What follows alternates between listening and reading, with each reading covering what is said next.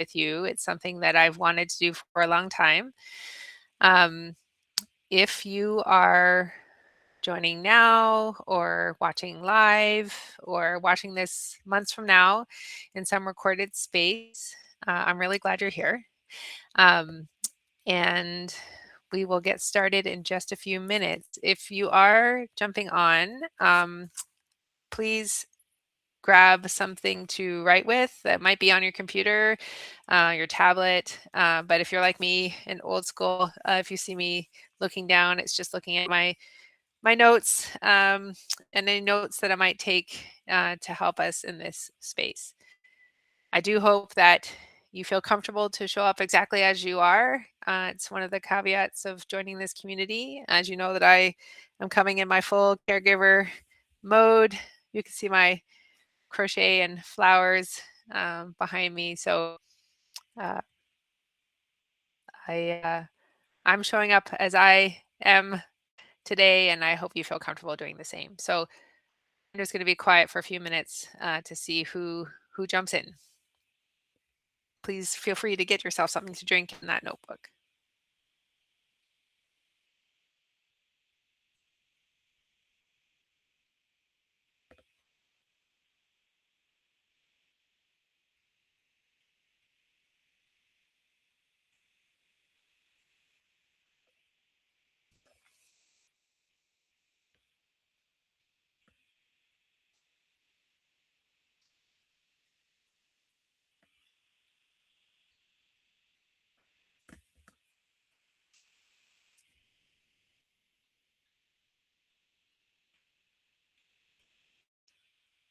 So maybe just another minute or two. For anyone who is just joining now, my name is Dr. Kathleen Muldoon, and I am a coach, a writer, and a medical school professor for more than 20 years. And I've worked in a variety of settings and had the honor of partnering with medical students as they navigate admissions to medical school, the first years, those milestone moments like board exams and the match and submitting your, I guess I skipped over one there, right? Submitting your residency application, um, and have learned a lot from that partnership, and have taken that experience and created this community um, of practice called Humanity in Medicine, where we can navigate these transitions together. I can share some observations from what I've learned from coaching students through those transitions over that time, and make you feel a little bit less alone, I think, through a training system that can be um, really hard. So, again, hi everyone, and welcome. If I look down, it's only because I'm taking notes or reading through some notes, and I encourage you to do the same. Because in these coaching spaces and these conversations, I do ask um, for you to reflect. And sometimes that means writing something to yourself, answering a question. I think it works best if you write it down, but I'm happy to um, answer any questions that might come up during this live. But what I thought I would do is answer some that I have navigated with students over the past week. And I think it's really, really timely that this is happening at this time. So welcome. So whether you're here live tonight or you're watching this recording weeks or even months from now, I'm really glad you're here. This is something I've been wanting to create for a really long time, for physicians in training, medical students, and trainees and interns, and those of you who are navigating transitioning to an attending. This is a space for all of you. It's not another lecture. It's not another study strategy. It's not another place where someone tells you to optimize harder or optimize your schedule or download a new resource. There are already a lot of places for that. And what I wanted to create was a space where we could talk honestly about what it feels like to become a doctor, because those are very different conversations. And today feels like a really important moment to have a conversation together.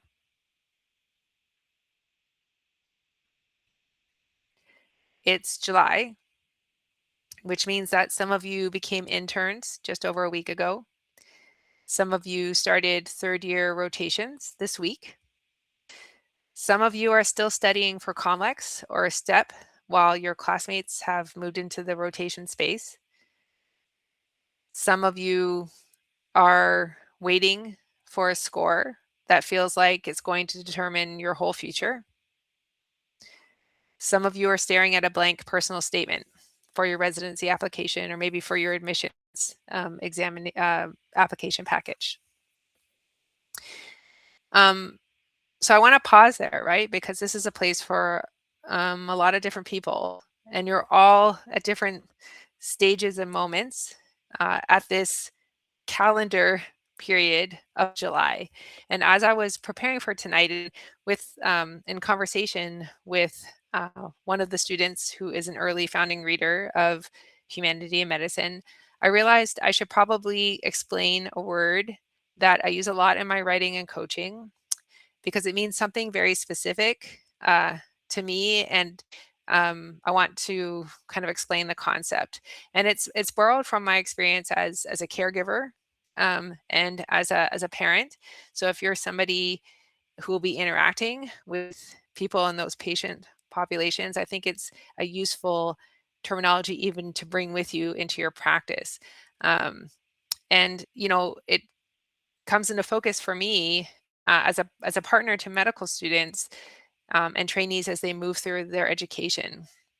And so the word is season, right? And as I spoke about all of the different people who might be in on this call today, um, even though it's July, everyone is in a very different season of their training. And I don't mean a semester or a calendar month.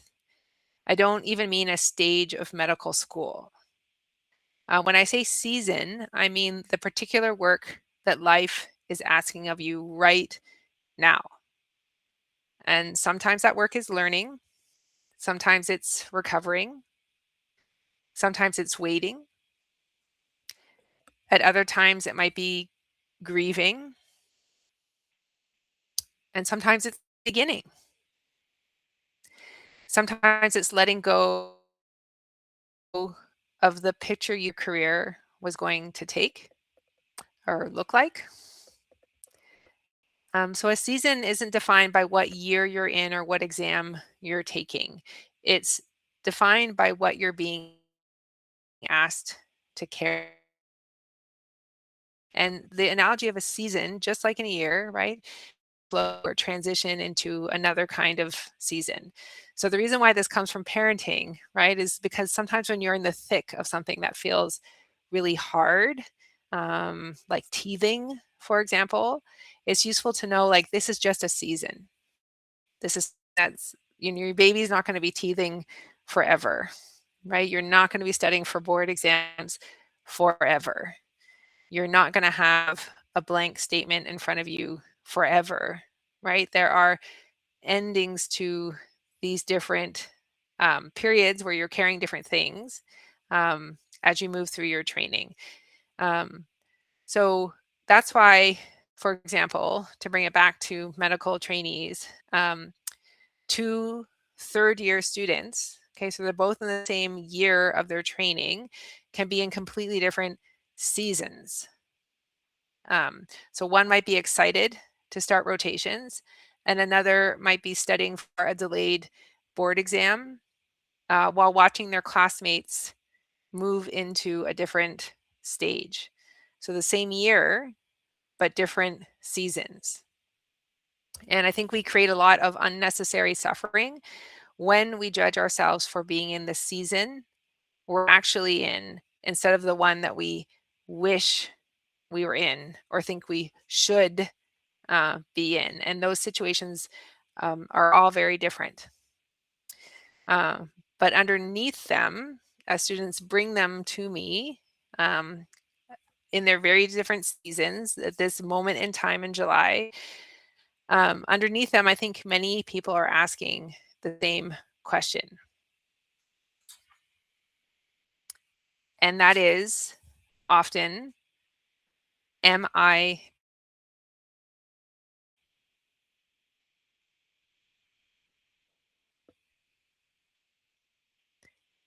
I pause there to let that land.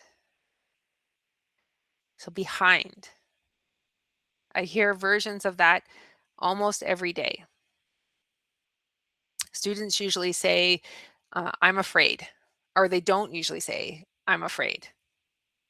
They say, everyone else has started rotations, or everyone else already passed, or everyone else thought that exam was really easy,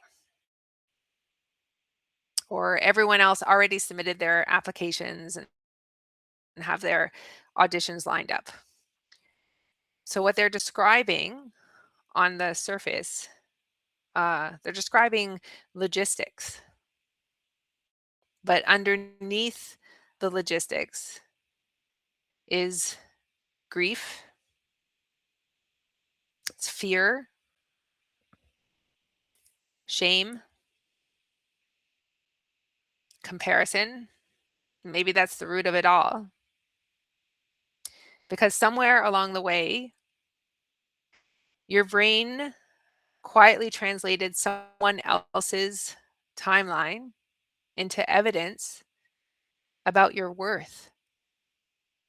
And that's what I thought would be important to examine together uh, tonight. So if no other questions come up, I'm going to have a coaching conversation around that feeling of being behind.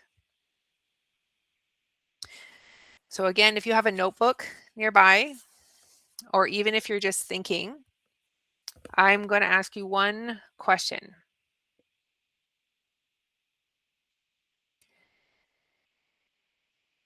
I want you to finish this sentence. I should already. That's the beginning of the sentence. I should already. Then stop. Don't edit yourself. I want you to write whatever comes first into your brain. And remember, this is only for you. I'm not going to ask you to share it unless you want to. I'm going to wait here, be comfortable with the silence to let you process that. So I should already.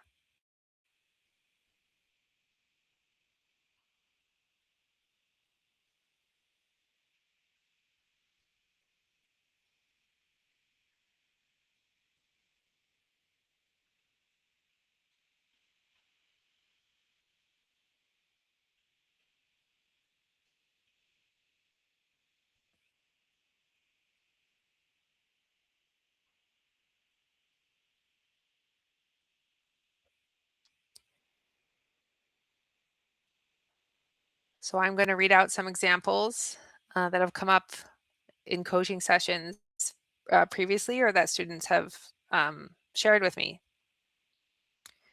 I should have already passed. I should already be on rotations. I should already know how to study. I should already feel confident. I should already know what specialty I want. I should already be writing my personal statement. Do you notice something? Almost every one of those sentences begins with the same word. And for those of you who know me, you know what I'm going to say. Should. Students, and in fact, all of us, if we pay attention, we love to should all over ourselves. and other people. So let's bring that into our attention. I think should is one of the most painful words in medicine because it turns a timeline or something shared with you as a future physician. It turns that single word turns it into a moral judgment. So let me tell you a story to explain what I mean. I want to tell you a story about a student, and I'll change the details for privacy. She had postponed her board exam. And when we met, she apologized almost immediately. She said, I know I should have taken it already. And she spent our entire session nearly trying to convince me that she wasn't lazy, that she had a good reason to delay the exam, that she'd been sick, that she'd struggled, and that she'd really tried. And eventually, and I don't often do this, or try not to do it, I interrupted her. And I said, I've noticed something, and may I share an observation with you? She looked at me and agreed. And I said, you keep trying to convince me that you deserve compassion. And I already think you do. And she started crying. Not because we'd solved her study schedule, because for just a moment, she wasn't defending herself anymore.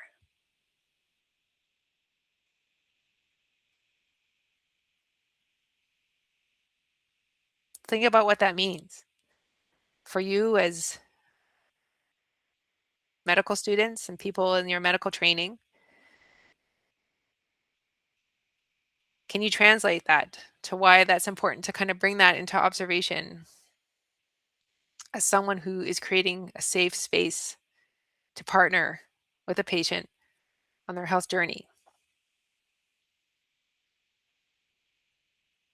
You don't need to defend yourself anymore. I think a lot of medical students are defending themselves all day long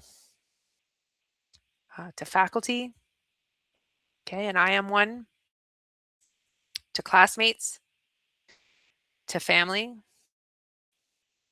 to themselves. What if for just this hour that we're together, what if you didn't have to?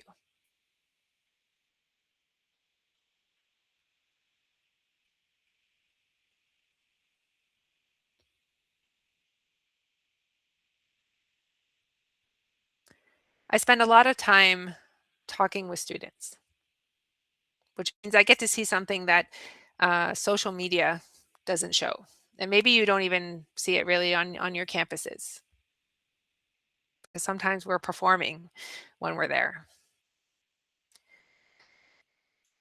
I meet the intern who cried in the parking garage after their first week, the student who failed step and is convinced that they're the only one and that their entire career is ruined. The student who has opened their personal statement 50 times and written nothing. The student who keeps buying new question banks because they think the problem is content. The student who says, I don't know if I'm cut out for this.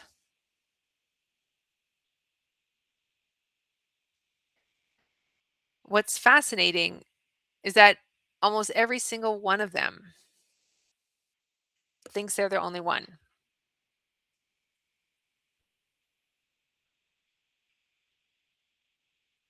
Medicine and medical school is full of private suffering. Everyone is trying to look okay. which means everyone assumes everyone else is okay. And it's this strange illusion. We're surrounded by struggling people who all think they're alone.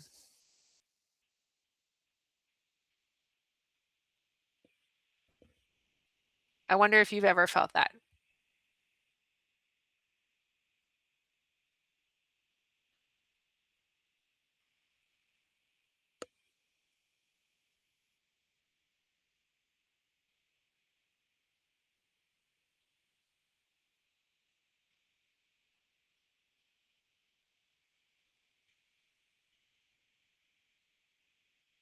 You're not alone.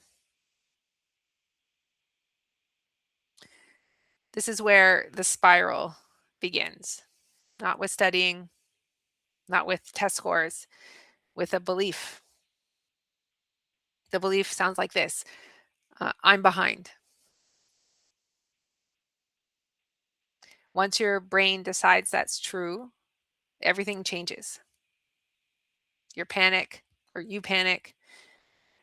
you overstudy, you stop sleeping, you buy another resource, you stop writing,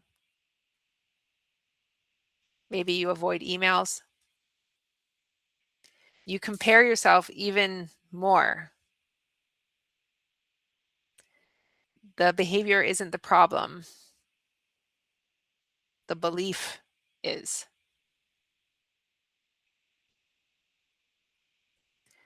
I'm behind becomes I have to catch up,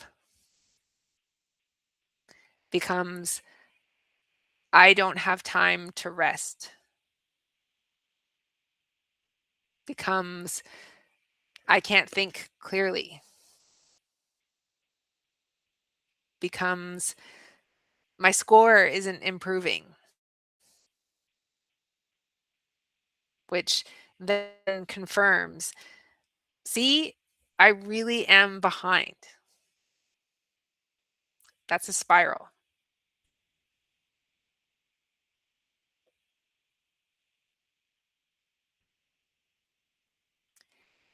And here's the observation, okay, which is sort of difficult.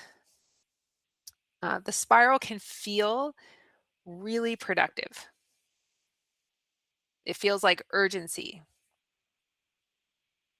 but urgency isn't the same thing as learning.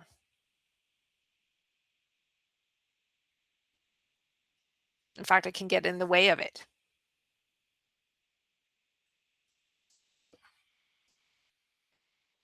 So I'd like you to think about something. Okay, and this is another time where I ask you to grab your book and make a note, right? And try to really answer this question for yourself. Who are you comparing yourself to? Not everyone. Okay, don't say that. I'm asking you who. Okay, one person.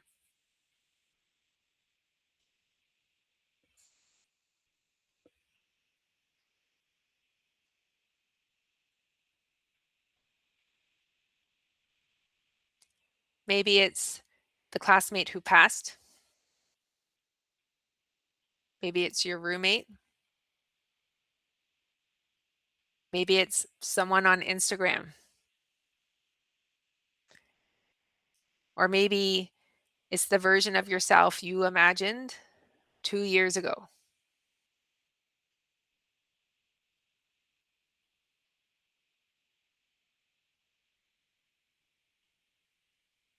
So I'll ask it again and pause for a moment. Who are you comparing yourself to?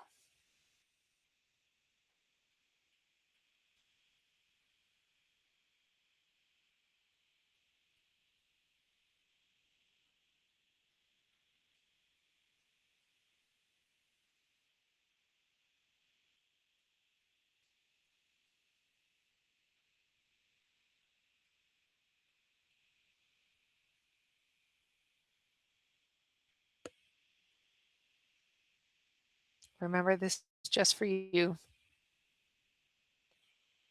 and it's safe to be honest.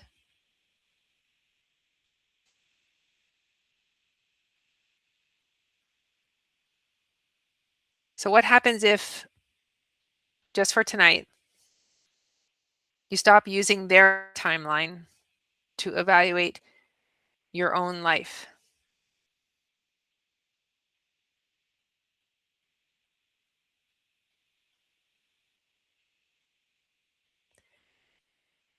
So, I don't know what season you're in. Maybe you're beginning, maybe you're waiting, maybe you're grieving, maybe you're rebuilding, maybe you're celebrating.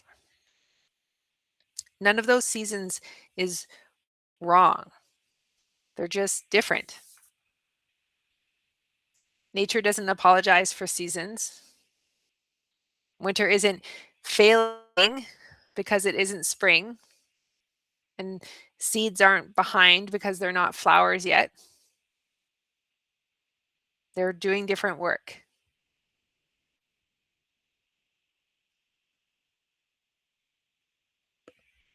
I think medicine forgets that. It tells us everyone should always be in spring, always blooming, always achieving, always moving. But that's not how human beings grow. Take it from me as a caregiver to 3 kids, one of whom is uh, medically complex and disabled. That's not how human beings grow.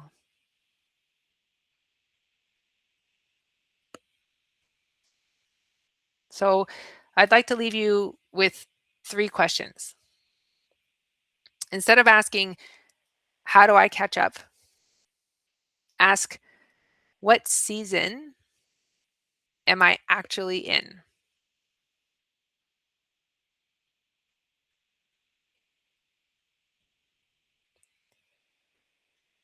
Instead of asking, what should I have finished?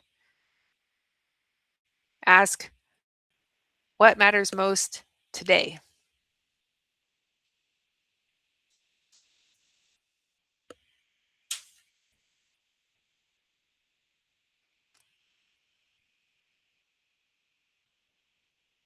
Instead of asking, when will I finally be enough? Ask, what would enough look like for me today?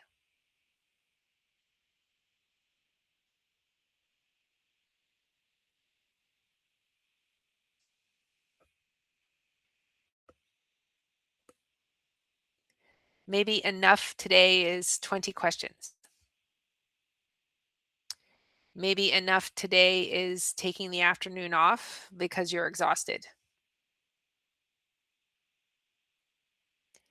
Maybe enough today is writing 1 paragraph of your personal statement, or not even giving yourself that pressure, right? Setting a timer and writing for 7 minutes. 7 minutes is a magic number in writing. What can you do in 7 minutes?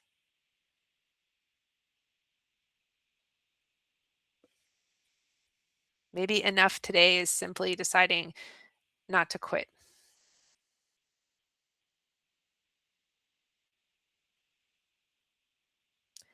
So I want to end with something I hope you'll carry with you this week.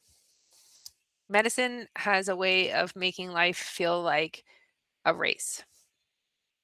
Everyone seems to be moving at different speeds, different milestones, different specialties, different timelines. But becoming a physician has never actually been about keeping pace with everyone else. It's about becoming the kind of doctor that only you can become. And that work can't be rushed. If today you're studying while your classmates are on rotations, you're not behind. If you're rewriting a personal statement while someone else has already submitted theirs, you're not behind. If you're rebuilding after an exam didn't go the way you had hoped, you're not behind. You're just in a different season. And different is not the same thing as wrong. You are enough, and you're doing the work that you're meant to be doing right now. So thank you for spending this time with me tonight. If you're watching the recording, I'd love for you to leave a comment answering one question.